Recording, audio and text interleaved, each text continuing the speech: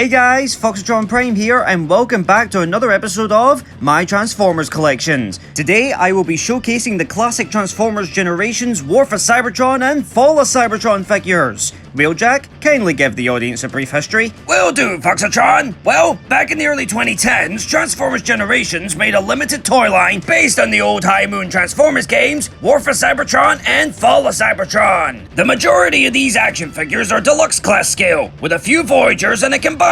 Now bear in mind, this is not a complete collection, so do not expect the Wreckers Combiner or the Soundwave and Blaster Voyagers. Now back to you, Foxatron! Thank you, Wheeljack. Right, I'll start with the first 5 figures based on the first War for Cybertron game. The first figure we have here is none other than Optimus Prime. This figure is incredible. Even for back then, he's super accurate to the way he appeared in the game. In fact, most of these figures were accurate to the way they appeared. That's what I love about them. Plus, the games were great too. I would highly recommend playing those games.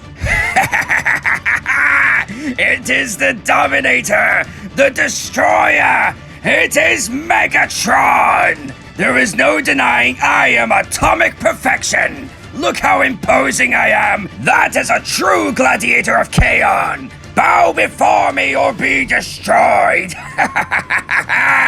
The next Autobot is, you guessed it, Bumblebee, but also Cliffjumper as well. It was surprising they made Cliffjumper at the time because he was only in the DS version of the War for Cybertron game. Plus his head looks nothing the way it looked in the Fall of Cybertron game. Still, they look good, despite the massive back kibble, but at least they have swords on their wrists, which is really cool. Also, they're really big compared to the other figures. Are you saying they made another giant Bumblebee? I am Soundwave, and this is one of the first updated figures I had before the Prime Wars and War for Cybertron trilogy. I was so rare, and you can see why. I am perfect, even though I open my chest and I do not have a cassette.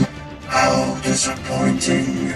Well, that does it for the War for Cybertron game figures. Now on to the Fall of Cybertron game figures. Let's start with the smaller ones, such as Soundwave's little minions, Rumble, Frenzy, Ravage and Ratbat.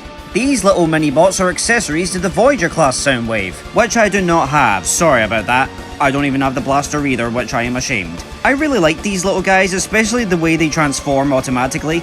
Just like this, you just simply smack it and there you go, like so. I still don't really know why they did Ratbat or Blaster for that matter, because they were never in the game, but I think they were based on their concept art. He's back, and with a repainted counterpart, and for once he is not painted white, it's Optimus Prime and Ultra Magnus! I really like these guys, even though I prefer the War for Cybertron design of Optimus Prime, but look at Ultra Magnus, he looks amazing! He really suits the mold more, especially with that sword. I really like these guys. However, they are very short, which is a problem. I mean, comparing this Optimus to the War for Cybertron Optimus, he's basically a mini-con compared to him. But hey, look on the bright side, at least Ultra Magnus is not a lazy repainted white version of Optimus Prime. It is very logical that Hasbro make the Shockwave figure be accurate in every single way. What is not logical, however, is making Air Raid look nothing like his game counterpart whatsoever. Not even close. However, he may be a lazy repaint of me, but he is a good-looking repaint, I must admit. He still looks nothing like Air Raid, but still, at least I look perfect. It's quite hard to go wrong with a Shockwave figure. You cannot deny it. They're slick and quick, it's Sideswipe and Jazz! These two are really fun figures. They have good articulation, they look cool, I really like the mold and transformation despite the fact there's a few flaws. But what isn't a flaw, however? I mean, seriously. How is Sideswipe having a Path Blaster bigger than his whole body not funny? I mean, look at this! What were the designers thinking when they made this? I mean, even look at Jazz! He's got a pea shooter compared to him! That's ridiculous! Either way, I love these guys. Even though Sideswipe can't hold his gun up, but you can see why. The deadliest seeker in the sky has arrived. And his subordinates. It's Starscream, Thundercracker, and Skywarp. They really outdid themselves with my mold. So good they repainted it twice. Now that's perfection, Megatron. Yeah, but you're still short. Hey! I mean, be real, Starscream. Thundercracker and Skywarp's paint apps are way better than yours. Well, that's because they got the Takara treatment. And also, how could you say they're better looking than me? They all look the same. Oh, so you're saying all Seekers look alike now, are you, Starscream? Shut up! At least Follow Cybertron actually gave me an action figure. Speaking of get an action figure, it's me, Kickback. The only Insecticon from the game to get a toy. I look amazing. Plus my wings turn into swords, and I have a gear shredder to shred some Autobots. Still, don't know why my face looks like a Viacon, but I still look cool.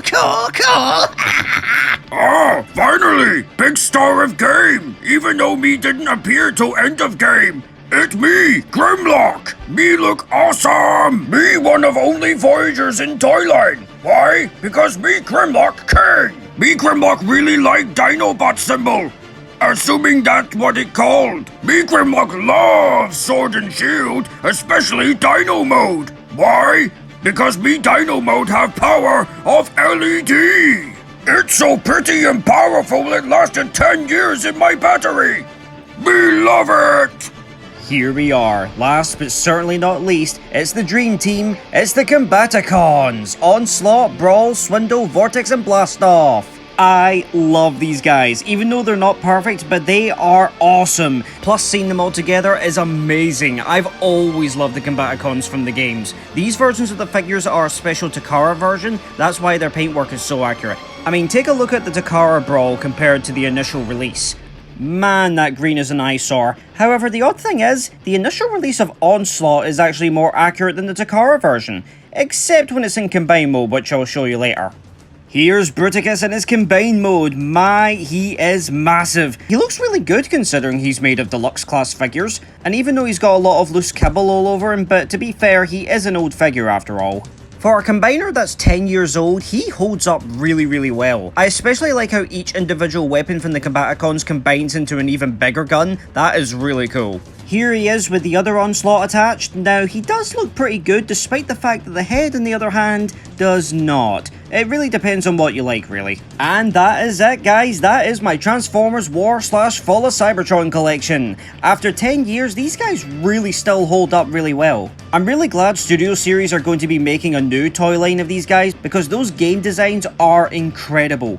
We've reviewed a grand total of 25 figures, and that's not including the other Brawl and Onslaught. Well everyone, all I can say is thanks for watching. Next time I will be reviewing my Beast Wars collection as voted by you, so stay tuned for that. Follow me on Twitter, like and subscribe, and roll out!